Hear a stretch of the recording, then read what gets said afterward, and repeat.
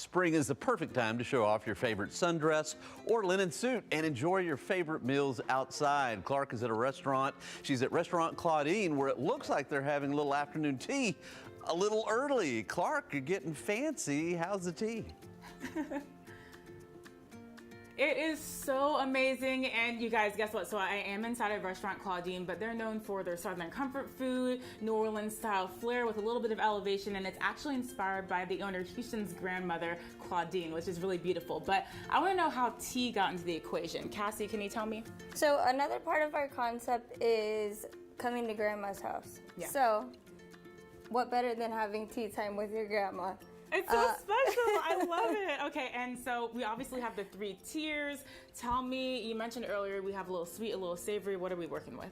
Okay, so at the bottom here we have like 3 of our classic tea sandwiches. So the most classic is probably going to be the cucumber. You can't do tea time without a cucumber sandwich. Yes, and I have to say I'm not really a huge fan of cucumber, but I love it when it's thin and it has a little bit of dill. That's so good. Yes. All right, and we're actually going to make a cucumber sandwich right now. Yes. I noticed the bread, you got the crusties off. We have to. Oh my gosh, I used to make fun of kids for taking off the crust, and now it's classy. Okay, so what's the first step? Okay, so we're going to go with our cream cheese here. This is a cream cheese that is with chives, dill, a little bit of tarragon. We're gonna spread that on both sides of the bread. Okay, so it has tarragon in it. So someone could go to the store and get cream cheese and just kind of go to town with it, right? Just throw all this in your food processor, some salt and pepper. How cool. Do you use any olive oil at all for the tarragon? No, you just toss it in. Oh, that's amazing. I actually, with this, I prefer the dried tarragon because the fresh is a little too strong. Okay. But if you do use fresh, just a couple of leaves is perfect. Oh, that's really good. Okay, so I spread it on, and Yes. I like a little extra. Yep. Okay. As much as you want. And then take some slices of your cucumber here. All right, how do you get them so thin? We use a mandolin, so that's like it's a long kind of tool, and it has a blade on it, and you can adjust the blade to the thinness that you want.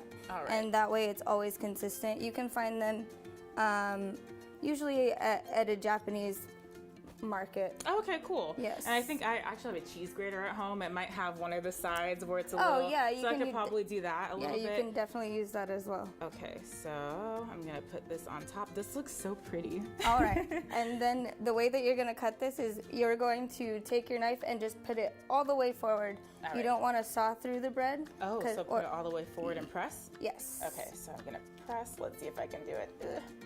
There you go. And then depending on how big you want your sandwiches, we do them in 4s, but just in half is perfect as well. Okay, I'll try 1 and 4, and then I want to take a bite too. Wow, that looks so pretty.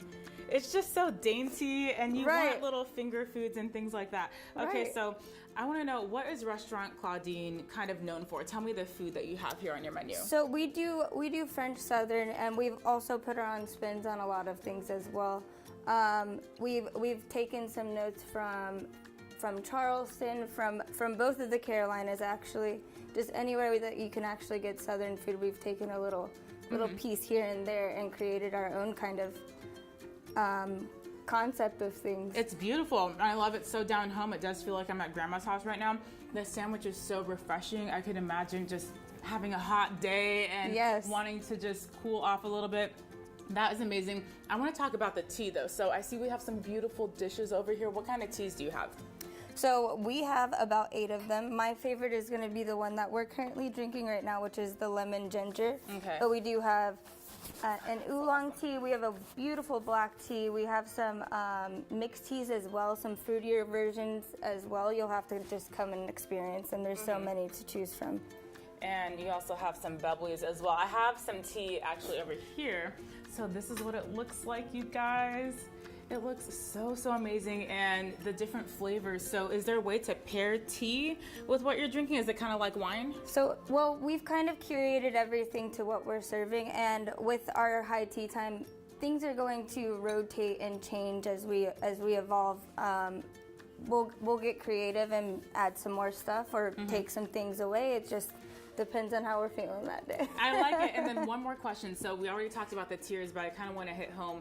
if someone wants to make this at home, Yes. how would you do it? So I see some sweet on top.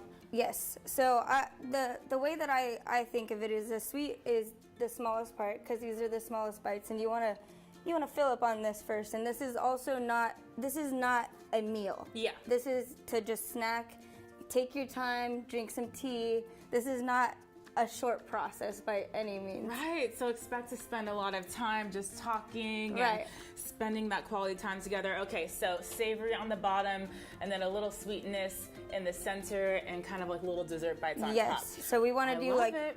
a lot of savory, a little bit of sweet, but just to feel satisfied. Okay, well, you know what? I'm going to go for a little sweet. Cassie, thank you so much. This was Of such a cool course. experience.